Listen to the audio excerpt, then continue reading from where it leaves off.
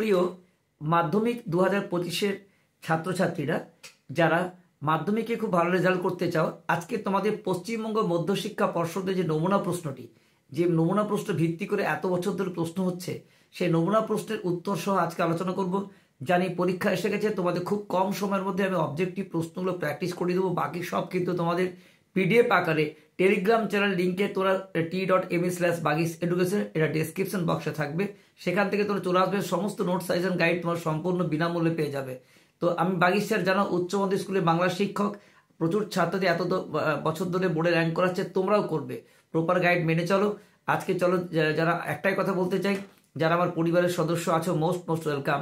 এখনও যদি কোনো সদস্য আমার পরিবারের সদস্য হতে পারোনি, বলবো চ্যানেলটিকে সাবস্ক্রাইব, লাইক এবং শেয়ার করো, যাতে পরীক্ষার আপডেট সবার আগে তোমাদের কাছে পৌঁছে যায়। চলো তো আজকে পশ্চিমবঙ্গ মধ্যশিক্ষা পর্ষদের নমুনা প্রশ্নের উত্তরটি তোমাদের সামনে আলোচনা করে দিই। অবজেক্টিভ প্রশ্নগুলি ভালো করে দেখে নাও।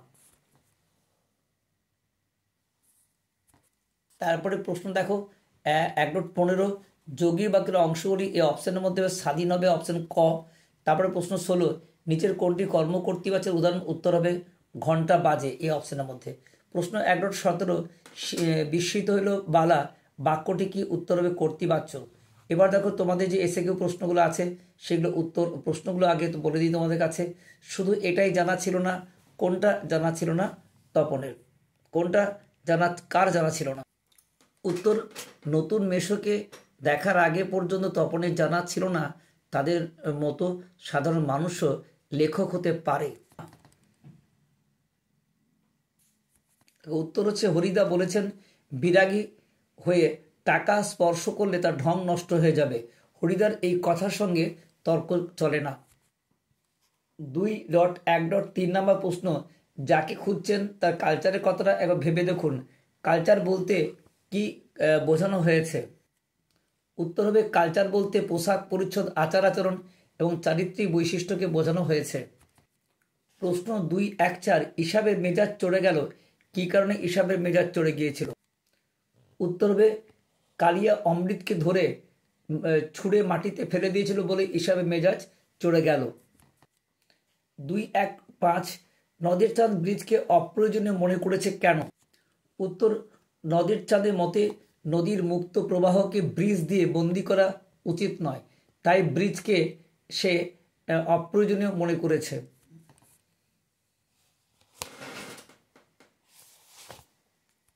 এবার চলে এসো কবিতা। চিরচিহ্ন দিয়ে গেল, কাকে চিরচিহ্ন দিয়ে গেল?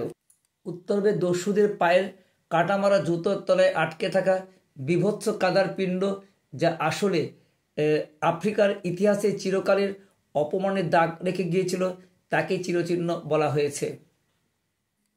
পরে প্রশ্ন 2.2.2, নেমে এলো তার মাথার উপর, কার মাথার উপরে কি নেমে এলো? উত্তর, অসুখী একজন কবিতায় কবির অপেক্ষায় দাঁড়িয়ে থাকা মেয়েটির মাথার উপরে পরপর পাথরের মতো বছরগুলো নেমে এলো। পৃথিবী হয়তো বেঁচে আছে, কবির এই সন্দেহজনক উক্তির কারণ কি? উত্তর, হিংসা, হানাহানি, যুদ্ধ, মন্বন্তরে স্বদেশ বিধ্বস্ত, গভীর জীবন সংকটের মুখোমুখি আপামর জনগণ এক গভীর নৈরাশ্য গ্রাস করেছে কবির চেতনাকে, তাই কবির সন্দেহ করেছেন হয়তো এখনো পৃথিবী মানবতা বেঁচে রয়েছে। 2.2.4, হাসিবেন মেঘবাহন, মেঘবাহন কেন হাসবেন?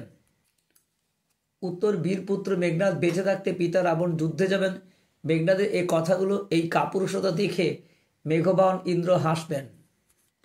প্রশ্ন 2.2.5, সখী সবে আজ্ঞা দিল, সখী কি আজ্ঞা দেওয়া হলো? সমুদ্রকন্যা পদ্মা সখীদের আজ্ঞা দিলেন তারা যেন পদ্মাবতীকে কাপড় দিয়ে ঢেকে বাগানে নিয়ে আসেন এবং শুশ্রূষার ব্যবস্থা করেন। কবিতা শেষ। এবার প্রবন্ধ। কলম তাদের কাছে আজ অস্পৃশ্য, কাদের কাছে? কেন কলম অস্পৃশ্য জানো? চোরদের কাছে। এক সাহেব লিখে গেছেন। সাহেব কি লিখে গেছেন? দেখো এর উত্তর হবে, সাহেব কি লিখে গেছেন কি হবে না, শ্রীপান্তের হাড়িজা কালিকলম প্রবন্ধ জানিয়েছেন এক সাহেব লিখে গেছেন যে 1900 থেকে 12 আনায় 32,000 অক্ষর লেখানো যেত। তারপরে প্রশ্ন, কখন বৈজ্ঞানিক সন্দর্ভ বোঝা কঠিন হয় আর শব্দের ব্যঞ্জনা কি? দেখো উত্তর দুটি পরপর, যে প্রাথমিক বিজ্ঞানের সঙ্গে অত্যন্ত সামান্য পরিচয় না থাকলে বৈজ্ঞানিক সন্দর্ভ বোঝা কঠিন হয়। আর ব্যঞ্জনা হচ্ছে শব্দের সাধারণ অর্থকে ছাড়িয়ে অন্য এক অর্থের প্রকাশ, যেমন অরণ্যে রোদন কথাটি ব্যঞ্জনার্থ হলো নিষ্ফল খেদ। আচ্ছা, পরের প্রশ্ন ছিল একটি শর্ত সাপেক্ষ বাক্যের উদাহরণ। কী হবে? যদি বৃষ্টি আসে তবে স্কুলে যাব না। তারপর অনুসর্গ কাকে বলে? যে পদ বিশেষ্য পদ বা সর্বনাম পদের পরে বসে পৃথকভাবে শব্দ বিভক্তি কাজ করে তাকে অনুসর্গ বলে, যেমন থেকে, জন্য, দিয়ে ইত্যাদি। তারপরে ব্যাকরণের প্রশ্ন 1 নম্বর 8টি লিখতে হবে পরপর। দেখো, সমধাতুজ কর্তা কাকে বলে? একই ধাতু থেকে কর্তা ও ক্রিয়া উৎপন্ন হলে তাকে বলে সমধাতুজ কর্তা। যেমন হচ্ছে লেখক, লেখে, দুটোই লেখ ধাতু। তারপরে তোমার হচ্ছে যে নেক্সট কোশ্চেন, তাহলে প্রশ্নগুলো দেখে নাও কী কী আছে। তোমাদের 8টি ব্যাকরণের প্রশ্ন লিখতে থাকে 10টি। তাহলে আমরা শর্ত সাপেক্ষ বাক্য বলেছি, অনুসর্গ বলেছি, সমধাতুজ কর্তা কাকে বলে বলেছি, নিম্নরেখ কারক বিভক্তি, ভয়ে, এখানে অপাদান কারকে বিলাত ফেরত, বিলাত থেকে ফেরত, এটা অপাদান থেকে হইতে বা থেকে বোঝালে কি হয়? তাহলে হইতে থেকে করণ কারক হয়, বিলাত ফেরত, বিলাত থেকে ফেরত, এটা অপাদান তৎপুরুষ। তারপরে উত্তরটি আমি জানি 2 ডট। তারপরে প্রশ্ন দেখো যেটি আছে যে নিম্নরেখ শব্দটি কারক বিভক্তি, রাজা গেলেন শিকারে, তো কোথায় গেলেন? অধিকরণ কারকে এ একটি প্রয়োজকর্তা, উদাহরণ কি? মা শিশুকে চাঁদ দেখাচ্ছেন। যুগান্তর শব্দে ব্যাসবাক্য সমাস কী হবে? যুগের অন্তর, এটা কি হবে? যুগের অন্তর, এটা নিত্য সমাস হবে তোমাদের কাছে। বাক্য নির্মাণের যোগ্যতা কাকে বলে? তাহলে বাক্যের যোগ্যতা উদাহরণ কি? জগতে কে না সুখী হতে চায়। মিশ্র বাক্যের সংজ্ঞা কী হবে? একাধিক স্বাধীন বাক্যের সঙ্গে এক বা একাধিক খণ্ডবাক্য মিলিত হয়ে যে বাক্য গঠিত হয় তাকে মিশ্র বাক্য বলা হয়। ঠিক আছে। তারপরে প্রশ্ন যে এবার তবে যায়, তবে এই ভাববাচ্যকে এবার তো যাওয়া হোক, কর্মকর্তৃবাচ্যে উদাহরণ কী হবে? ঢাক বাজে। কি ভয়ঙ্কর দৃশ্য, দৃশ্যটি ভীষণ ভয়ঙ্কর। এবার তোমাদের প্রশ্নগুলো দেখিয়ে দিই, বাকি সব তোমাদের PDF আকারে টেলিগ্রামে থাকছে। যে আপনি কি ভগবানের চেয়ে বড়? কাকে কেন একথা বলা হয়েছে? দ্বিতীয় প্রশ্ন হচ্ছে নিজের পাগলামিতে যেন আনন্দ উপভোগ করে, উদ্দিষ্ট ব্যক্তির পাগলামি ও আনন্দ উপভোগের কারণ কি? তারপরে দেখো প্রশ্ন 3.2, যে কোনো একটি প্রশ্নে তোমার ভাষাহীন ক্রন্দনে কার ক্রন্দন ভাষাহীন? তারপর 3.2.2 সাজিছে রাবণ রাজা, রাবণের যুদ্ধসজ্জার কারণ। তার বড় প্রশ্ন দেখো, বোধহয় এই প্রশ্নের জবাব দেওয়ার জন্যই সে 7 নম্বর ডাউন ট্রেনটি নদের চাঁদকে পিছিয়ে দিয়ে চলে গেল। এবং প্রশ্নটি কি এবং সেই প্রশ্নের জবাবে নদের চাঁদ পিষে মারা তাৎপর্য লিখো। প্রশ্ন 4.2 পদের দাবি অপূর্ব চরিত্র। তারপরে তোমার হচ্ছে কবিতা, জগৎ জুড়ে এবার প্রলয় এবার ঘনিয়ে আসে, প্রলয় ঘনিয়ে আসার কারণ এবং এই প্রলয়ের তোমার সার্থকতা 3+2। তারপরে আফ্রিকা কবিতা সাম্রাজ্যবাদী শক্তির বর্বর লোভের যে ছবি ফুটে উঠেছে নিজের ভাষায় লেখো। এবার তোমাদের হচ্ছে প্রবন্ধ থেকে প্রশ্ন 5টা বড় কোশ্চেন। এতে রচনা উৎকট হয়, কিসের রচনা উৎকট হয়, এর প্রতিকার কী?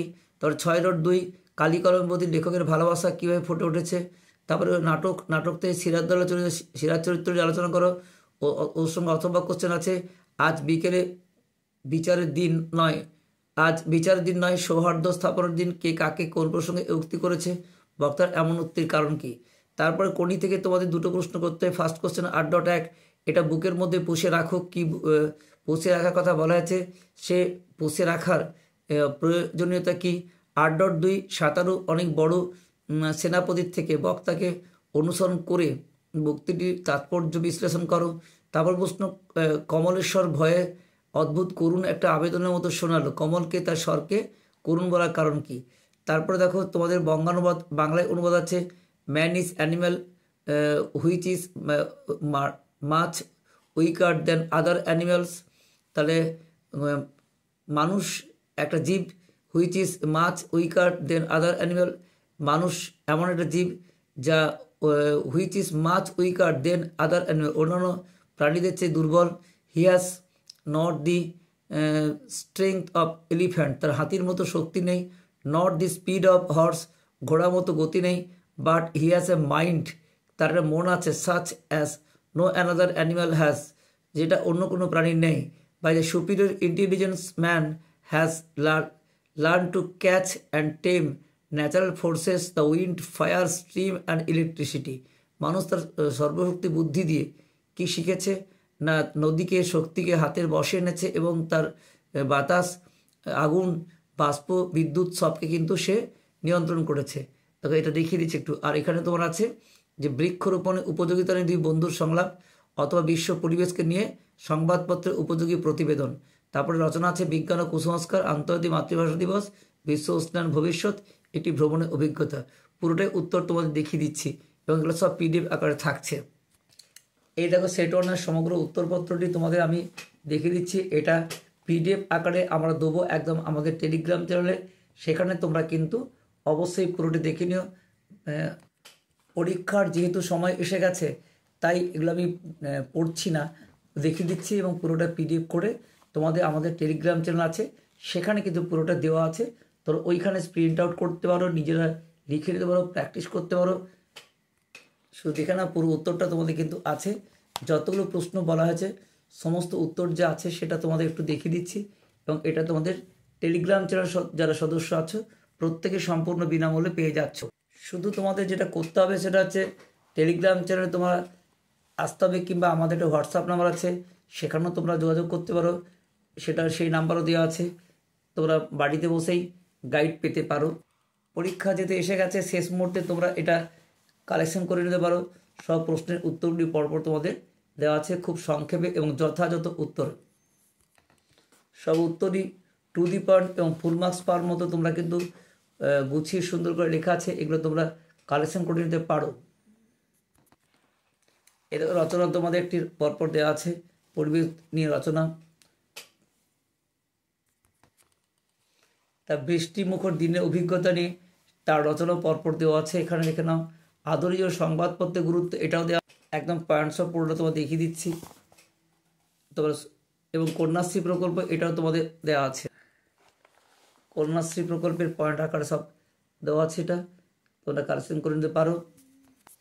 তাহলে সুপ্রিয় ছাত্রছাত্রীরা, তোমাদের অবজেক্টিভ প্রশ্নগুলো এখানে আলোচনা হয়ে গেল। এটা পুরোটা তোমাদের আমাদের যে টেলিগ্রাম চ্যানেল আছে, বারবার বলছি t.ab/Baghish Education, ডেসক্রিপশন বক্সে ক্লিক করে চলে এসো।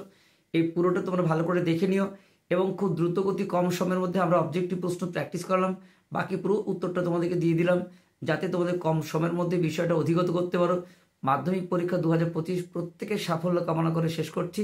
আর যাওয়ার আগে একটাই বলতে চাই, যত প্রিয় বন্ধু ও বান্ধবী আছে সকলকে শেয়ার করো যাতে সকলের পরীক্ষা ভালো হয়। পশ্চিমবঙ্গ মধ্যশিক্ষা পর্ষদে এই নমুনা প্রশ্নটি সবাই প্র্যাকটিস করে নিতে পারে। Best of luck. দেখা হচ্ছে নেক্সট ভিডিওতে। এই পর্যন্ত সকলে ভালো থেকো।